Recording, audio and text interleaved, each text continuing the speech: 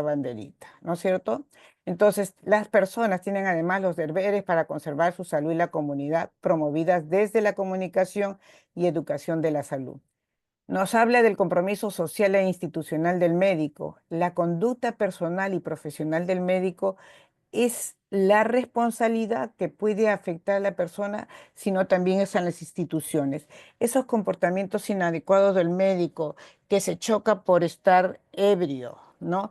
Esos comportamientos que acusan al médico de tocamientos indebidos o que hace el roba de su propia institución, no hace mella solo en la persona esa, ni es solo en su familia, mella en todos los demás, todos los que somos de este colegio profesional. Entonces, la imagen del médico está en cada uno de nosotros conservarla y respetarla. De ahí que a veces las sanciones, a veces dicen son desproporcionadas, que no son desproporcionadas, porque el impacto que causa este mal comportamiento de esta persona que dice llamarte médico merece pues una sanción, porque nos ha hecho daño a todos, ¿ok? Es deber del médico colaborar activamente con su colegio en los procesos orientados al logro de la excelencia y de la autorregulación profesional. Y las normas establecidas en este código se aplican a todos los colegiados, sin prejuicio de lo que se disponga en la legislación civil, penal, administrativa vigente. O sea, si comete una falta, puede ir por los cuatro fueros, ¿no? Desde del colegio, en el fuero ético disciplinario, la parte administrativa, la parte penal o la parte civil. Y hay los preceptos deontológicos en la práctica médica y de aquí hay articulados que aquí están descritos y yo se lo voy a dejar a la doctora Miriam o se lo voy a mandar a la doctora Miriam porque ya hay artículos que describen del trabajo médico, del trabajo clínico, del trabajo especializado, de las crisis sanitarias, cómo debemos comportarnos ahí, del trabajo, del que aquel que realiza trabajo administrativo, de aquel que realiza trabajo docente, de aquel que es investigador. Nos habla también de la publicidad y manejo de la publicidad, a propósito que ahora con las redes sociales se publicitan hasta un poco más que son este, milagreros, pareciera, ¿no? O sea, tienen el remedio para todos y esos pudieran ser sancionados. Y de la telesalud y comunicaciones a través de las tecnologías de la información y de la comunicación, que ha venido a ser una gran puerta que se ha abierto, que nos ayuda pero también puede estar en contra si no la sabemos manejar. ¿Ok? También habla en un articulado de la atención y cuidado de los pacientes. Y ahí habla justamente del acto médico, que nos dice que constituye la esencia de la profesión, debe practicarse con competencia y responsabilidad. Nos habla del comportamiento del médico, las acciones del médico que pueden ser asistencial, docencia, investigación o gestión, y el trabajo asistencial, el respeto al consentimiento informado, porque es la evidencia del respeto a la autonomía del paciente y en el ejercicio de las especialidades y subespecialidades, solo si han recibido la debida capacitación y con respecto a la ley artis ad hoc, o sea, al estado de los conocimientos sobre esa especialidad. Habla también en el artículo 100 de respeto a los derechos de los pacientes, el respeto de la autonomía del paciente que nos obliga a dar información completa, oportuna y entendible, el respeto de la confidencialidad, pudor e intimidad de las personas, a respetar el proceso natural de muerte, ¿no? Aplicando los cuidados paliativos y a no caer en encarnizamiento terapéutico y la obligación que tenemos de aliviar el dolor y el sufrimiento. Nos habla de los artículos de 101 a 117 de la relación médico-paciente. Nos habla que la relación médico-paciente es una relación de igualdad y respeto. Es lo que algunos autores llaman la amistad terapéutica. Es una amistad que se establece entre el médico y el paciente, ¿no es cierto? Así como amigos, pero en base a la terapia que le vamos a dar. Y que esto debe darse con respeto, con ecuanimidad, con lealtad, con decoro, con corrección, con dedicación y con oportunidad. Que estamos obligados a proporcionar una atención cuidadosa y exhaustiva. No dice a la rápida, dice exhaustiva, ¿no? Con el tiempo necesario. Y si nuestros empleadores no nos quieren dar el tiempo necesario, tenemos los caminos para hacer las recomendaciones de los tiempos que es necesario aplicar en cada forma de atención que tenemos.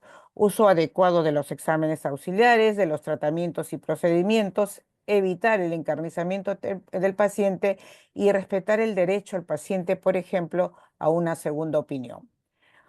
Unos artículos dedicados a las relaciones con los familiares y allegados del paciente. A veces nosotros tenemos un familiar, mi esposo o mi hijo, que se transforma en paciente y a veces yo quiero influir en las decisiones del colega que lo está interviniendo. Tengo que tener un trato respetuoso y puedo opinar, pero si estoy confiando en este colega para que atienda a mi familiar, tengo que respetar esa confianza. ¿Ok? Entonces esto nos habla de eso, porque a veces queremos hacer lo que nosotros queremos. Del tratamiento médico, nos dice, nos habla incluso de la relación muchas veces con la industria farmacéutica. Y fíjense bien, nos dice que nosotros somos los únicos responsables de lo que prescribimos. Y entonces hay que tener cuidado con las prescripciones porque existen normas de prescripción, cómo hacer recetas, cómo hacer la prescripción, cómo informar a los pacientes de los efectos colaterales. No debemos propiciar, por ejemplo, dependencia a drogas. Tener un plan terapéutico completo, señalando metas, plazos, no podemos dejarlo abierto.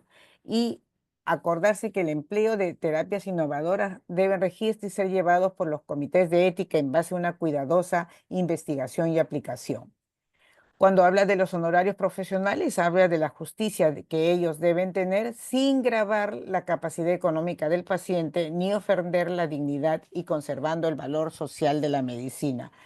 Y esto una vez hay que recordarla porque durante la pandemia gravamos la economía de muchas personas ofendiendo su dignidad y no conservamos muchas veces el valor social. No estoy hablando de la medicina de la parte pública, estoy hablando de la parte privada.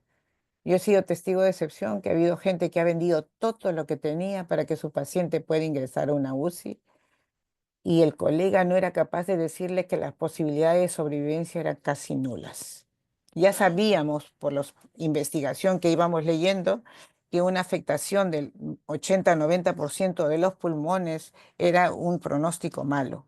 Sin embargo, a veces recibían pacientes, les sacaban todo lo que tenía la familia y después el paciente moría y le exigían el pago. Entonces, eso no respondía, eso era una perversión, utilizar los medios como fines. Eh, sigamos. Y el secreto profesional, ¿no? O sea, es una de las cosas que tenemos que respetar. El secreto profesional protege el derecho del paciente a la confidencialidad de sus datos, ¿no? Y eso tenemos que ser muy cuidadosos porque cuando usamos historia clínica electrónica, ya sabemos de algunas instituciones que cualquiera puede leer la historia clínica electrónica de las personas y no estamos siendo cuidadosos con estos datos. Entonces, el cuerpo médico, la parte médica es la que debe poner las banderas rojas, las alertas, para que eso no siga ocurriendo, ¿ok? Entonces, sigamos. Habla de los documentos médicos. Los documentos médicos es la historia clínica, el certificado médico, los informes médicos, los informes de necropsia y certificados de defunción. Todos estos documentos son documentos médico-legales. Somos responsables de lo que allí se refleja. Entonces, tenemos que hacerlo muy cuidadosamente, ¿ok? Y de las relaciones entre profesionales, entre médicos, tenemos que tener un trato respetuoso, ¿no? Aquí nos habla de prestar atención de cortesía a los familiares en primer grado de los colegas de colega, cónyuge, los hijos y los padres dependientes de él, si son dependientes de él, salvo en casos de complejidad en que los costos pudieran ser asumidos por el colega, ¿no? Pero ya no se observa eso. O sea, nosotros cobramos al hijo de nuestro colega como si fuera el hijo del vecino. O sea, no tenemos la consideración que es un honor atender el hijo de un colega, porque si un colega te está entregando la vida de su ser querido para que tú puedas llevarlo de la mejor manera posible.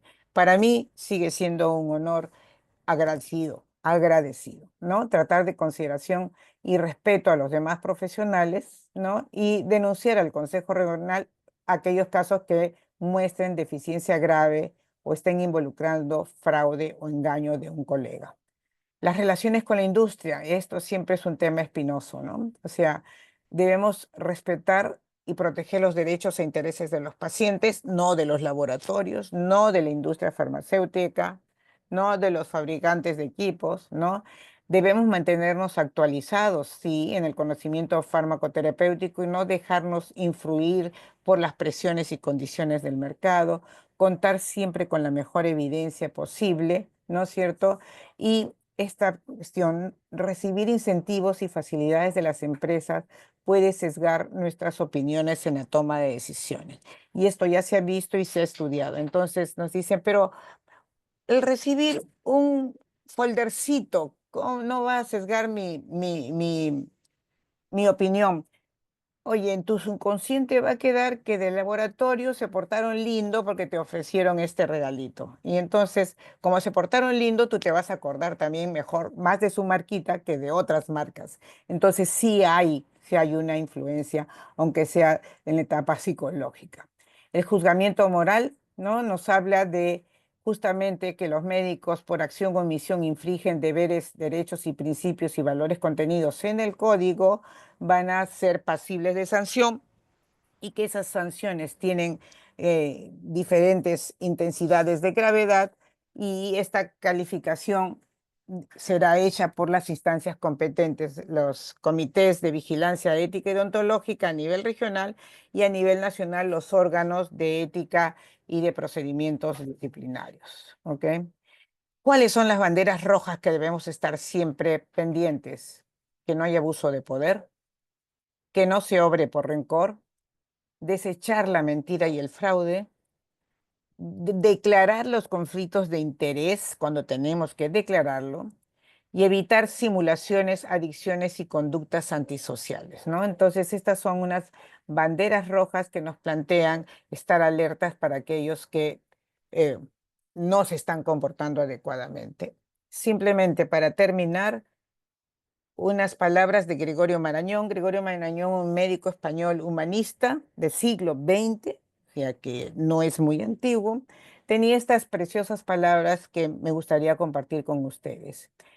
Si ser médico es entregar la vida a la misión elegida, si ser médico es no cansarse nunca de estudiar y tener todos los días la humildad de aprender la nueva lección de cada día, si ser médico es hacer de la ambición nobleza, del interés generosidad, del tiempo destiempo y de la ciencia servicio al hombre que es el Hijo de Dios, si ser médico es amor, infinito amor a nuestro semejante, entonces ser médico es la divina ilusión de que el dolor sea goce, la enfermedad salud y la muerte vida. Por lo tanto, los paradigmas del profesionalismo, estamos pasando de un paradigma tecnoacadémico dedicado exclusivamente a mejorar la actividad y conseguir resultados, creo que nosotros como país estamos en esto, avanzar al paradigma humanista, donde los profesionales se guían por los valores éticos y deontológicos, y ahí dar un paso más hacia adelante al paradigma progresista o crítico, donde desde una deliberación y reflexión crítica podemos, de las estructuras, podemos, y desde la profesión, disminuir las desigualdades, promover los derechos humanos y promover la justicia social. ¿Ok? Nada es tan contagioso como el ejemplo. Eso, queridos colegas, es vital. Si nuestros alumnos nos miran como modelos a imitar, seamos el mejor modelo. Seamos el modelo que digamos, como yo he tenido profesores que ansiaba ser como esta profesor o esta profesora, porque era dedicada, porque era solidaria, porque era sumamente competente, era el top en el conocimiento de la época. O sea, era increíble. Seamos maestros, seamos profesores, seamos ejemplos porque modelamos a nuestros futuros médicos del Perú. Muchas gracias. Doctora Virginia Garecochea, muchas gracias. Realmente ha sido motivador su charla y nos alienta a seguir este camino que hemos elegido de la medicina y ser siempre un ejemplo.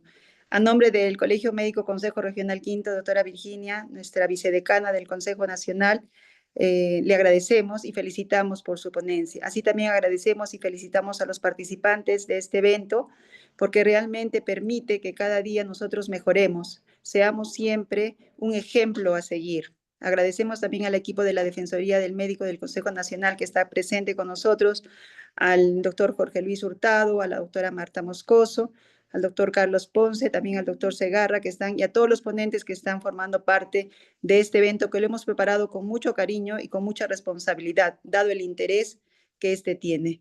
Muy buenas noches con todos. El día de mañana estamos nuevamente reiniciando a las 9:30 de la mañana. Gracias, doctorita, que Dios la bendiga y a seguir luchando por Gracias. la defensa del acto médico, que es Así algo es. que estamos en pie de lucha. Muy buenas noches con todos. Gracias, buenas noches.